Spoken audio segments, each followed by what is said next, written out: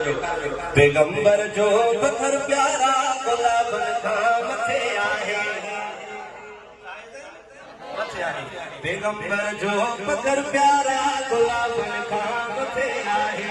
पैगंबर जो बखर प्यारा गुलाबन खां मथे आहे। पैगंबर जो बखर प्यारा गुलाबन खां मथे आहे। मदीने शहर जो पेनो,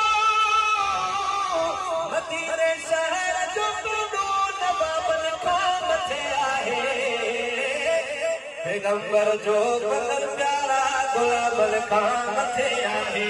पैगंबर जो बखर प्यारा गुलाबन खां मथे आहे। पैगंबर जो बखर प्यारा गुलाबन खां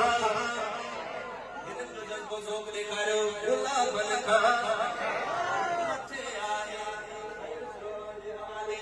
मिठाण में मिठी मिसरी पताशा भी मिठाण में सुभान अल्लाह ना चवणी मूंखे ॿुधायो मां साईं वारनि खे चवंदो मिठाण में मिठी मिसरी पताशा भी मिठा आहे। सुभान अल्लाह मिठाण में मिठी मिसरी पताशा भी मिठा आहे। मूंखे अलाए छो थो लॻे अपनी लाइन ते पूरो इलाइक़ो ॿुधंदो सुभान अल्लाह। सो मिठाण में मिठी मिसरी पताशा भी मिठा आहे। सॼे जे शहर जे अजवा,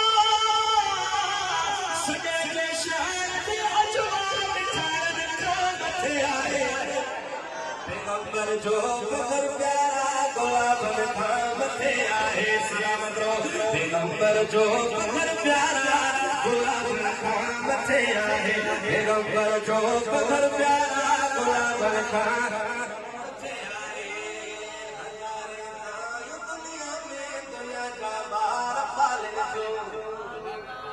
हज़ारे दायूं दुनिया में दुनिया जा ॿार पालन जो। हज़ारे दायूं दुनिया में दुनिया जा ॿार पालन जो। हली दाई बजे हज़ार में मथे आहे। पैगंबर जो बखर प्यारा गुलाबन खां मथे आहे। पैगंबर जो बखर प्यारा गुलाबन खां मथे आहे। गुलाबन खां मथे आहे। दुनिया जे बादशाहनि जा हुजनि भल सोन जा बंगला, दुनिया जे बादशाहनि जा हुजनि भल सोन जा बंगला। दुनिया जे बादशाहनि जा हुजनि भल सोन जा बंगला। मदीने जी कची कोठी बंगलनि खां मथे आहे। पैगंबर जो बखर प्यारा गुलाबन खां मथे गुलाबन खां मथे आहे। पैगंबर जो बखर प्यारा गुलाबन खां मथे आहे। हज़ारे दाइन गॾु थियनि भले हाकिम ख़बरदार। साईं अगरि हिन शहर ते सुभान अल्लाह राई सभु मुंहिंजा कर्ज़ रहंदो।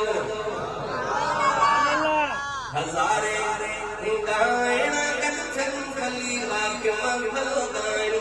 हज़ारे दाइन गॾु थियनि भली हाकिम ख़बरदार।